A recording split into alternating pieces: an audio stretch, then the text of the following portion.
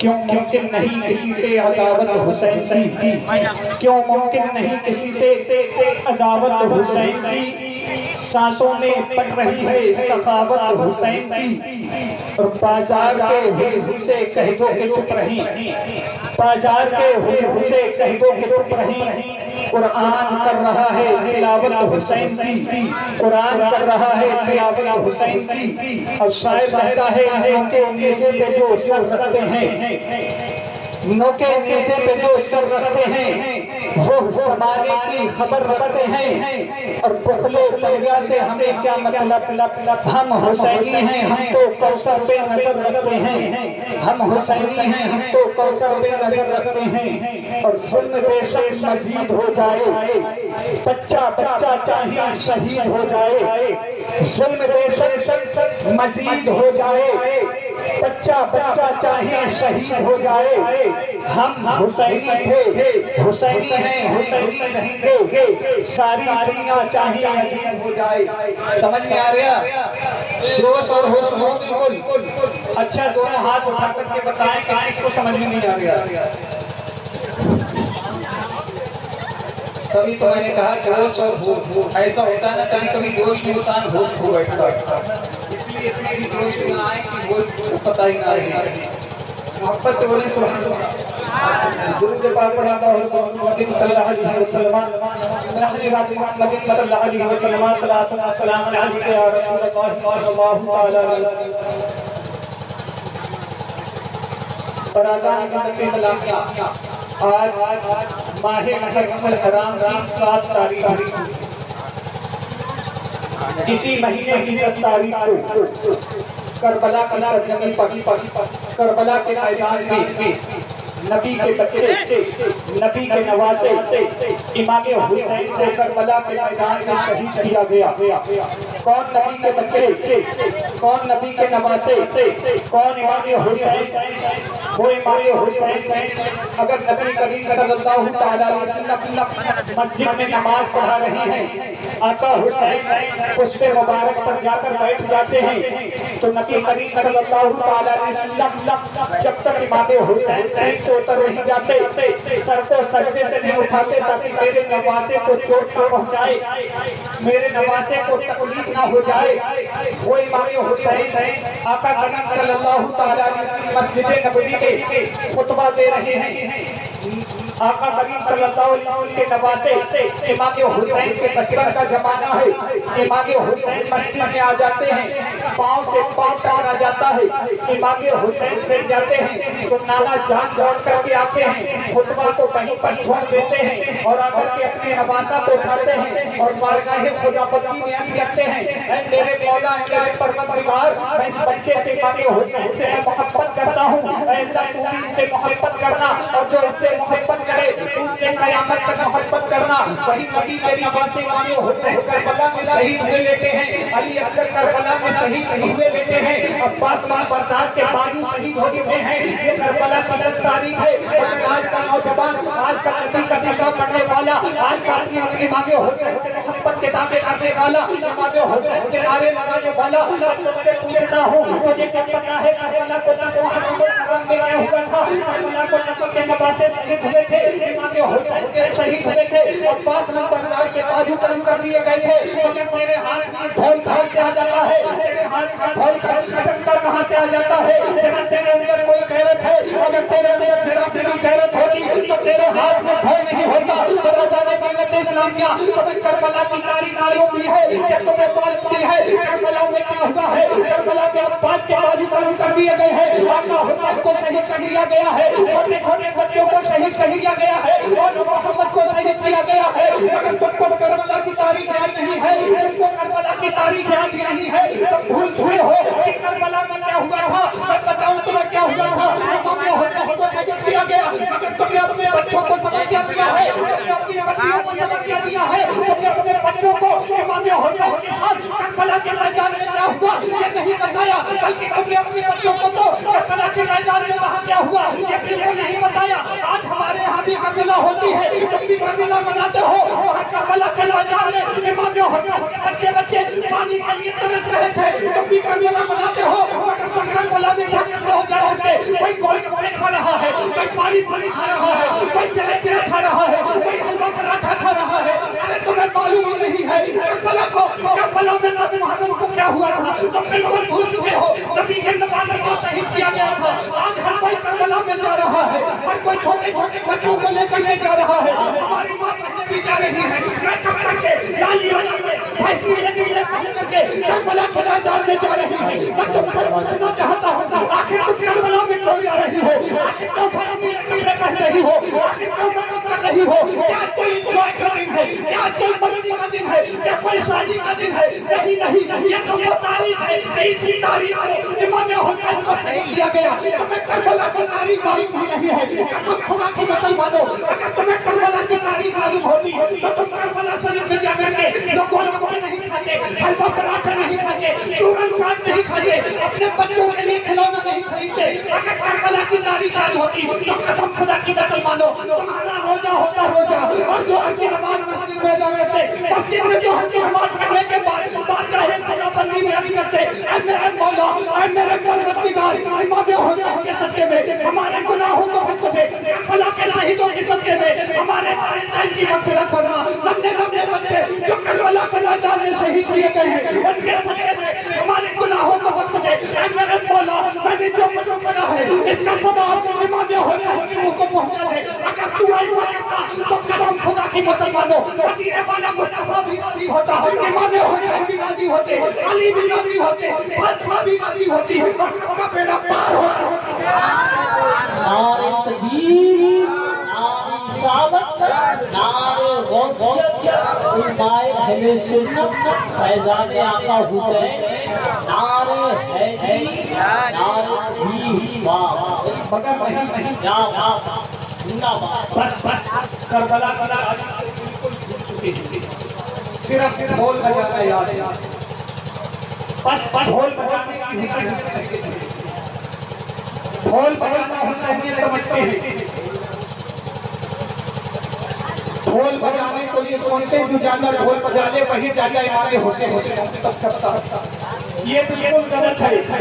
میں آپ سے پوچھنا چاہتا ہوں، میری ماں بہنوں تم سے پوچھنا چاہتا ہوں، کربلا کے میدان میں امام حسین کے ننھے اندر 6 سال کے بچے کو شہید کر دیا گیا.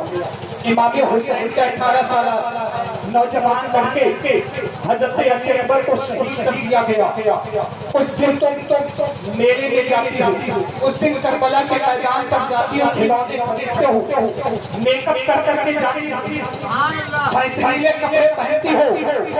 ذرا میں تم سے پوچھنا چاہتا ہوں، جس دن تمہارا 6 سال کا لڑکا انتقال کر جائے کیا اس دن بھی تم فیشنیبل کپڑے پہن کر کے بازار میں گھومتی ہوئی نظر آؤ گی؟ جس دن تمہارے 18 سال کے لڑکے کا انتقال ہو جائے کیا اس دن بھی تم ڈھول بجاتے ہوئے نظر آؤ گے؟ اس دن تو کوئی گھر کے پاس کے ناچ بجاتے جس دن بچے کا انتقال ہو رہا ہے تو کوئی ہوتی ہے. اب ذرا غور کرو، نبی کے نواسے جن کا مرتبہ بہت ہی بلند و بالا، جن کے تذکرے قرآن مجید میں، جن کے تذکرے اللہ تبارک و تعالیٰ قرآن مجید میں فرمائے، ان کے بچے جب شہید کیے گئے ان سے ڈھول بجانا کہاں سے جائز ہو جائے گا؟ تمہیں کون سی خوشی ہوتی ہے مجھے یہ بتاؤ. مسلمانوں ذرا اپنے حالات پر اپنے حالات پر غور کرو. تمہیں یاد ہے کربلا کے میدان میں کیا ہوا؟ جب امام حسین کے سارے ساتھی سب کے سب شہید ہوئی تھے، صرف امام حسین اور حضرت امام زین العابدین بچے. امام حسین امام زین العابدین کے پاس پہنچے. امام زین العابدین نے امام حسین کو دیکھا، کھڑے ہو گئے. امام حسین نے فرمایا بیٹے کیا بات ہے؟ امام زین العابدین نے عرض کیا آقا حسین اب میرا دل چاہتا ہے میں بھی شہادت کا جام جیوں، میں بھی شہید ہو جاؤں. امام حسین نے فرمایا نہیں بیٹے تمہیں صبر کرنا ہے، تم سے ہی میرا خاندان چلے گا.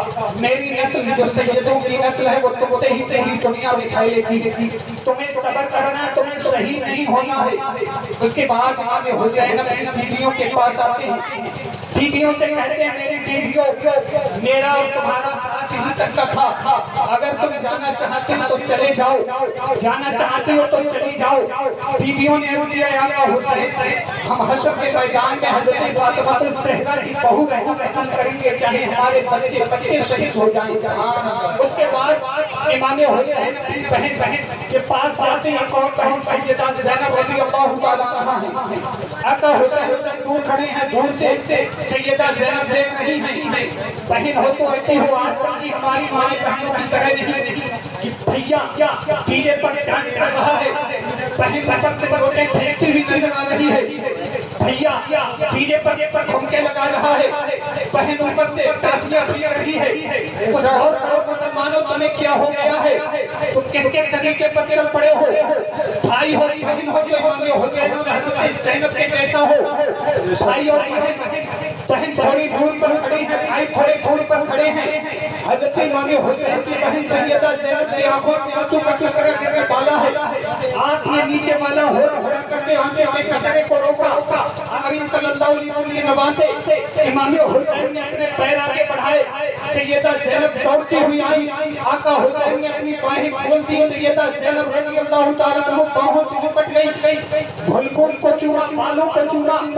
آقا حسین نے فرمایا میری بہن زینب کیا بات ہے؟ آپ بھائی جان کو بھی کربلا میں جا رہے ہو، کہاں جا رہی ہو؟ امام حسین نے فرمایا میری بہن یہ تو بتا آج تک تو میرے ہاتھوں کو چوما کرتی تھی، مگر آج میں میرے بالوں کو کیوں چوما؟